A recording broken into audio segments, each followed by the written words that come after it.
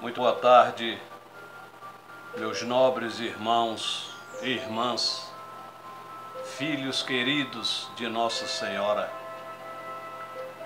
Eu agradeço, como sempre faço, ao coração querido de Nossa Mãe Santíssima pela oportunidade que mais uma vez ela nos concede de podermos vir aqui transmitir esses conhecimentos, levar ao conhecimento dos companheiros ensinamentos tão importantes, tão bonitos desta doutrina querida dos Espíritos. E quero pedir aos companheiros a vossa colaboração para que divulguem estes vídeos nas suas redes sociais.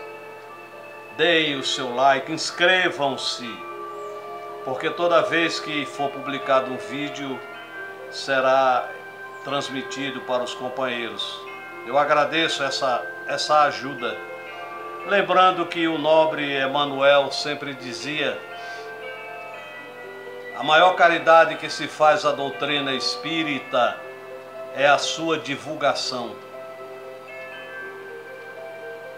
O nosso vídeo de hoje é o de número 66 e tem como título Uma lição para o doutor. É um artigo publicado na Revista Espírita Allan Kardec, número 10, por Raul Alberto Martinuzzi, Goiânia, Goiás. Ele inicia o seu artigo desta maneira, extremamente importante. Abre aspas. Raul Henriot,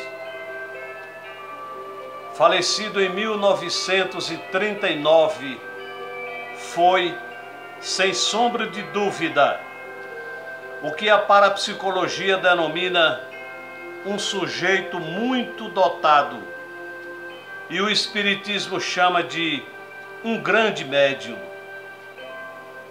Inúmeras manifestações curiosas se deram ao seu redor, partindo de diagnósticos de doenças complicadas e chegando a fenômenos de efeitos físicos. Do amplo relatório de casos protagonizados pelo velho medianeiro, que circulam até hoje, vamos aqui rememorar um que nos foi narrado pelo senhor Domingos Moutinho Teixeira, outra figura ilustre do Espiritismo nas Minas Gerais. Um senhor idoso, cujo nome, por motivos de família, não declinaremos, que era pai de um renomado médico mineiro, fora acometido por uma enfermidade que resistia bravamente a todos os recursos da medicina acadêmica utilizada por seu filho e outros colegas de profissão. Com o passar do tempo e o definhamento lento, mas constante do ancião, alguns dos seus familiares tentaram sugerir ao doutor que procurasse rever o seu receituário.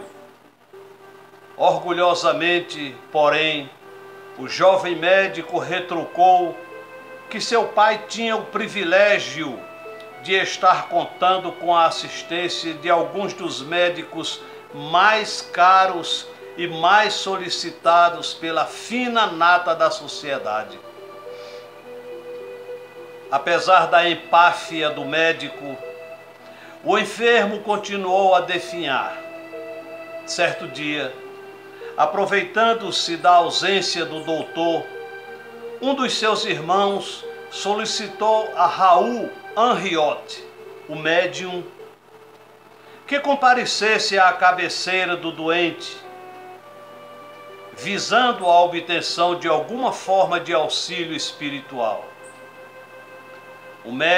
O médium atendeu ao chamado e na presença de poucos amigos e membros da família, caiu em transe, sendo incorporado por uma entidade que personificava um preto velho.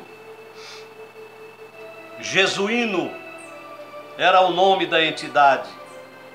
Com uma pronúncia bastante característica, conversou com o doente e começou a aplicar-lhe um passe.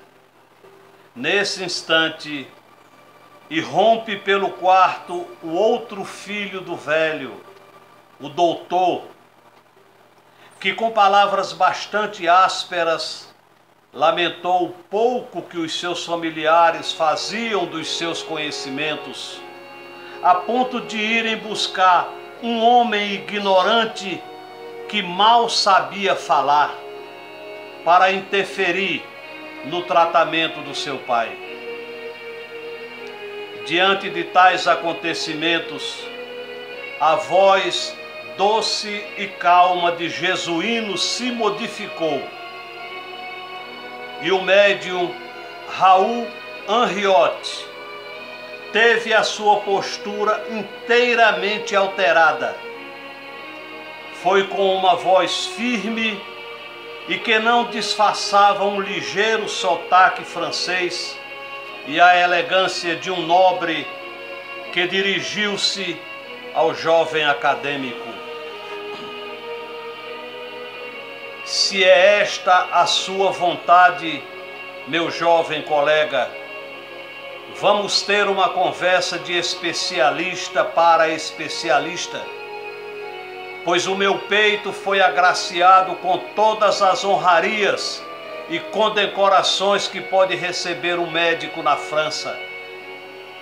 Enquanto vivi como profissional da medicina, com a vista obscurecida pela vaidade e pelo orgulho, fui um aristocrata que conseguiu alcançar uma clínica ultra selecionada e obter os mais vultosos honorários.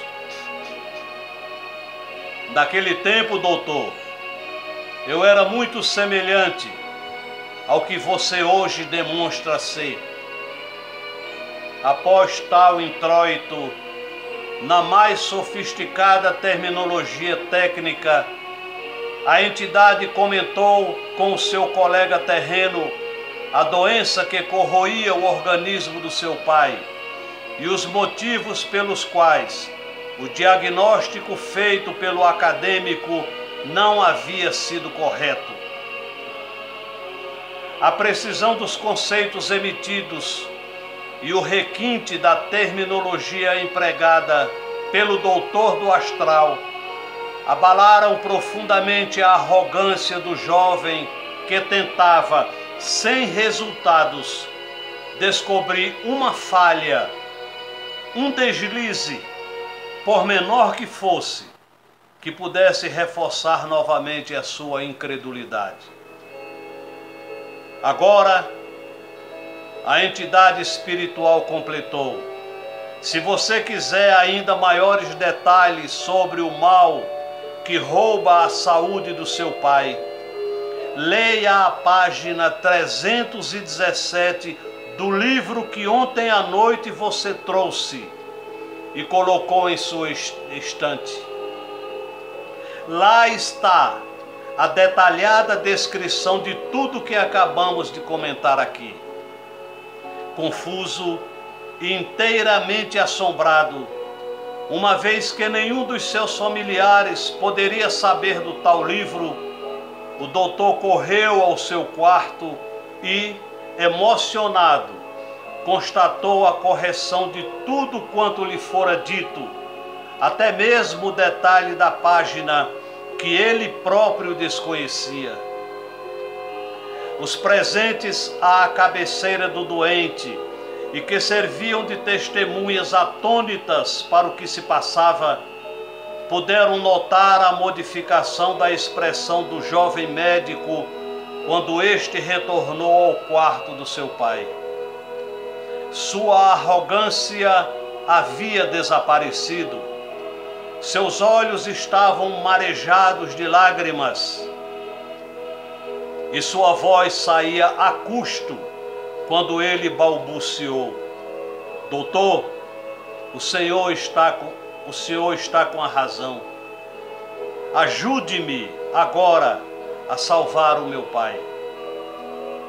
Nesse instante, o médium voltou a assumir a postura e o linguajar característico de Jesuíno, e foi na personificação de Preto Velho que ele continuou: foi para vencer a minha vaidade e o meu orgulho de médico mundano que, após a minha morte, eu pedi a Deus para voltar como um pobre preto, escravo dos brancos, que se haviam arvorados em senhores da vida dos meus irmãos de cor. Como jesuíno, sofri muito e apanhei tanto que um dia a ponta do chicote do feitor vazou um dos meus olhos. Eu era um preto ignorante, meu filho, tão ignorante que mal sabia falar. Apesar disso, sempre que podia, eu corria até a capela e de joelhos, no canto mais escondido, mas com o coração atado a todos os corações que sofriam, eu apenas repetia e repetia para Jesus: meu Senhor, Jesuíno está aqui. Um dia, ao pronunciar minha única e modesta oração, adormeci para acordar envolto em uma luz muito brilhante, ouvindo uma voz que me dizia: Jesuíno, eu ouvi a tua súplica. Por isso, filho, como recordação dessa vida tão humilde para o mundo do corpo, mas tão importante para a evolução do espírito, é que me apresento sempre como jesuíno. Foi somente como um preto escravo que eu consegui aprender o verdadeiro sentido da palavra amar.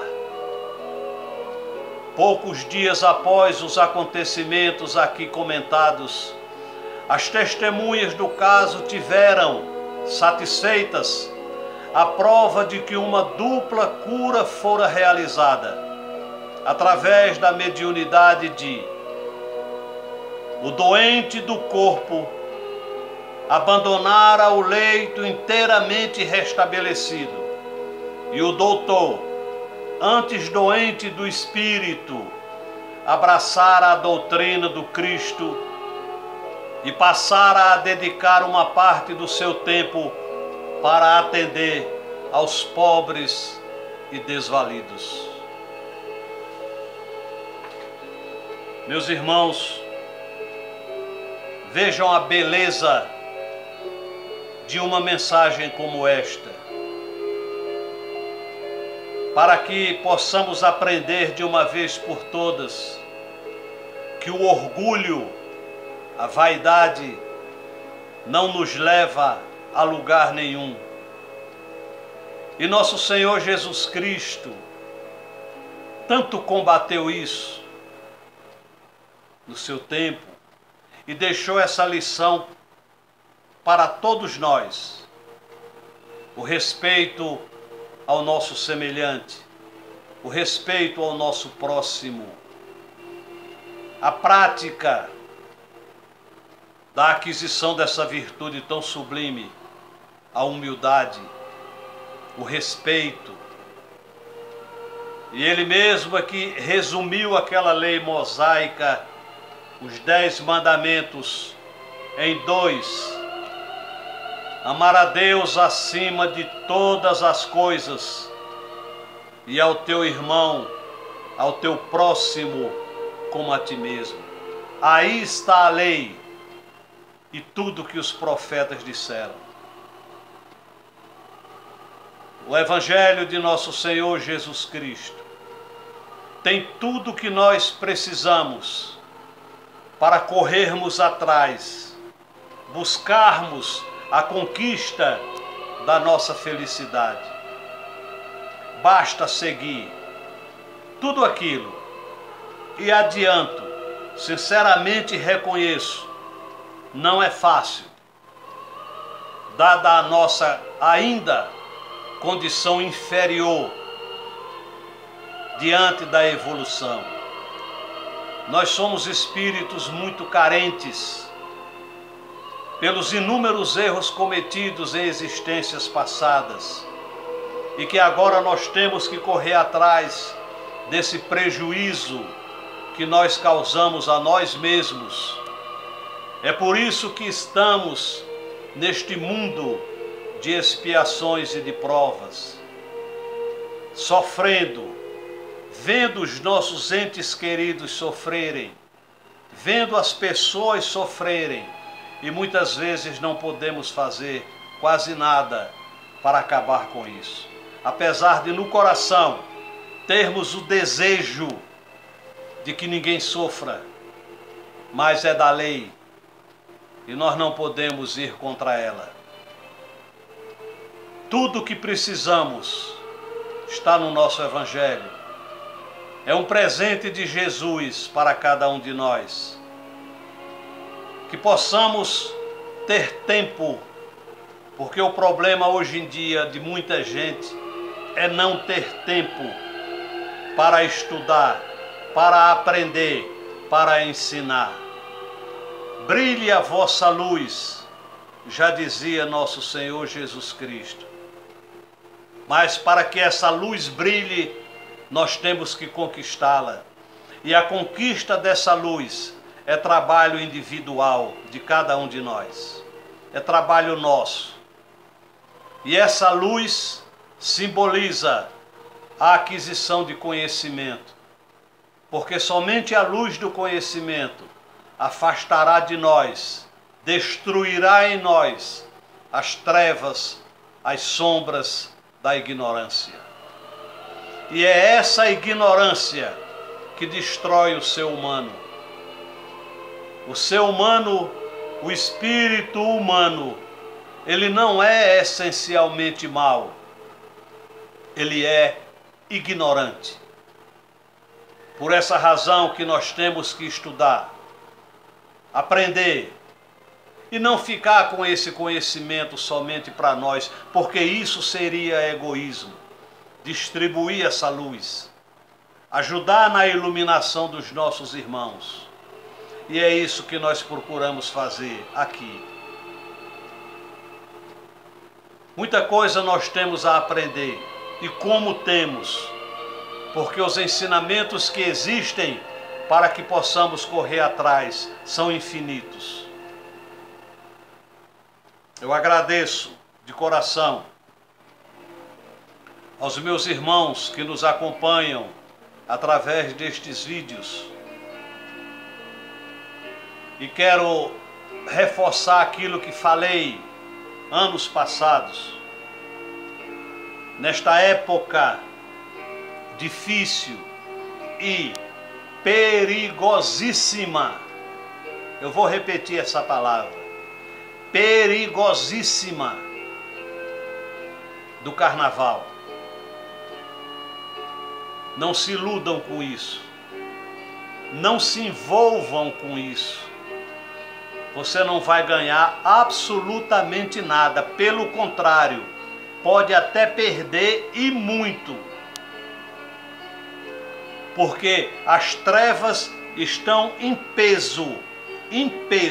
Falanges e mais falanges estão em peso na face da terra, no meio dos homens, principalmente desse pessoal que está iludido por esses prazeres da carne. A carne nada vale, é o carnaval. Não se envolvam com isso, porque ninguém tem nada a ganhar com isso. São prazeres passageiros ilusões que se acabam na quarta-feira, mas para muitas pessoas deixam cicatrizes, deixam marcas para o resto da vida. Não vale a pena. Sejam felizes, meus irmãos. Eu peço à nossa Mãe Santíssima que vos proteja, que proteja a vossa família, que proteja o vosso lar, proteja seus familiares aonde eles estiverem, e que nosso Senhor Jesus Cristo brilhe cada vez mais no vosso coração e na vossa mente.